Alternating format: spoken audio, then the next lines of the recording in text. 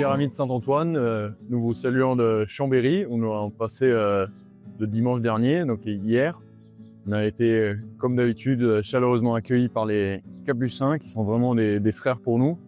On est très touchés par la générosité de leur accueil. On a aussi profité donc pour reposer nos jambes, un peu moins reposer du point de vue contact. On a eu beaucoup de rencontres, des rencontres très belles. À la fin de la messe, à la fin, j'ai rencontré une famille qui était, elle, très attachée à Saint-François. Ils lisaient les Fioretti de Saint-François et de Saint-Antoine en famille. Ça m'avait beaucoup touché. On voyait qu'il y avait un feu franciscain, et je dois vraiment dire, c'est une chose que j'ai rencontrée souvent le long de la route. Dans des petits lieux, il y avait, par exemple à Crémieux, je me rappelle, il y avait 2 dames qui sont venues vers moi, ils m'ont dit « Nous, on est l'OFS de Crémieux ». Et c'était vraiment beau, pour moi, c'est beau de rencontrer donc cette largesse de l'ordre franciscain séculier qui est présent sur le territoire et qui existe. Ensuite, après les messes, j'ai donné une conférence sur l'itinérance franciscaine. Ça me fait un peu bizarre d'en parler, donc j'ai demandé à Olivier d'en parler. C'était très touchant. C'était vraiment la première fois dans le parcours où on prenait le temps de s'arrêter et de discuter en longueur.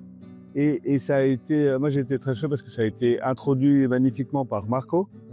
Et avec 2 axes principaux du chemin, la simplicité et l'humilité.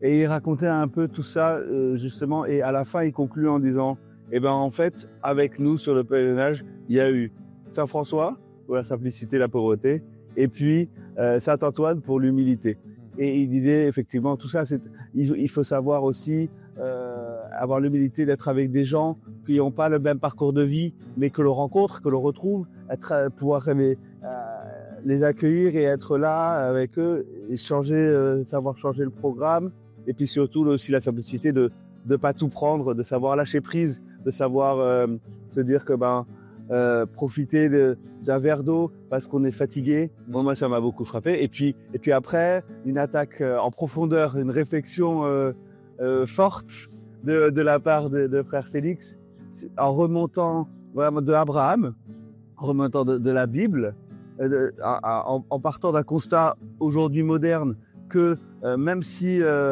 on aime être stable et tout, aujourd'hui, il y a quand même ce goût de changer de travail, qui est encore aujourd'hui de cette itinérance-là. Peut-être qu'elle a un peu bougé, mais elle est toujours bien présente et qui affecte ce petit clin d'œil de cette période spéciale des vacances où on part. Et après, on est parti dans la Bible, dans l'Ancien Testament, avec Abraham, avec Isaü, et c'est ça? Oui, exactement. Et donc, oui, on en a parlé un peu. On va redonner ces conférences donc à la chambre. Et on a la joie qu'il y a certains pèlerins donc il y a frère Emmanuel qui se rejoint à nous, que vous avez connu à Rome durant le jubilé. Et malheureusement, on a certains pèlerins qui ont fait un parcours avec nous, qui maintenant vont s'en aller. Donc, comme par exemple Olivier, on te souhaite les meilleurs vœux pour la suite. Et on sait que tu resteras en chemin avec Saint-Antoine. Et on vous souhaite la même chose. Et merci pour vos prières pour nous. Et on prie bien pour vous. Et on vous souhaite une bonne semaine. Et comme d'habitude, en route avec Saint-Antoine.